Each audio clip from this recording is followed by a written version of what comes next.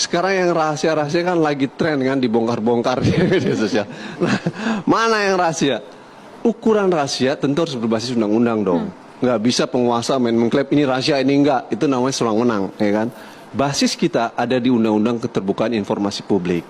Pasal 17 Undang-Undang Keterbukaan Informasi Publik menyebutkan informasi yang dikecualikan dan bersifat rahasia adalah terkait bidang pertahanan keamanan untuk, saya bacakan nih Mas biar detail, ya kan, informasi tentang strategi, intelijen, operasi, taktik dan teknik yang berkaitan dengan penyelenggaraan pertahanan dan keamanan. Tadi Mas sudah menyebut sebagian.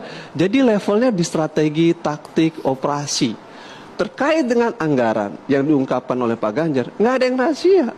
Pak Prabowo harus menjawab itu. Terkait dengan postur juga sama. Terkait dengan keterlibatan pihak ketiga PT TMI, itu bukan rahasia. Harus dijawab oleh Pak Prabowo apakah benar ada permainan, dugaan permainan pihak ketiga yang menimbulkan ketidakpatuhan sektor pertahanan tinggi.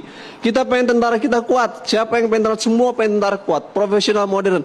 Salah satu syarat utama supaya tentara kuat, hapus semua praktek penyimpangan dan korupsi di sektor pertahanan. Supaya prajurit punya pesawat yang kuat. Sehingga pertanyaan Pak Anies itu baik. Begitu juga sama pertanyaan Pak Ganjar. Menurut enggak, pertanyaan Pak Ganjar tentang angka alutsista itu juga penting. Kenapa Mas Daniel? Yang ngomong bicara bahwa target tidak tercapai itu bukan Pak Ganjar atau bukan Pak Anies. Pak Prabowo sendiri. Prabowo menyebutkan beberapa bulan lalu, mohon maaf, target MF tidak capai 100%, 76%, ya kan? Sehingga kemudian ini menjadi masalah. Itu menimbulkan bahan buat paslon 1 dan dia kok nggak tercapai Anda? Anggaran tinggi, utang besar. Utang pada masa pemerintahan Pak Prabowo, Kementerian Pertahanan lebih tinggi dibanding sebelumnya.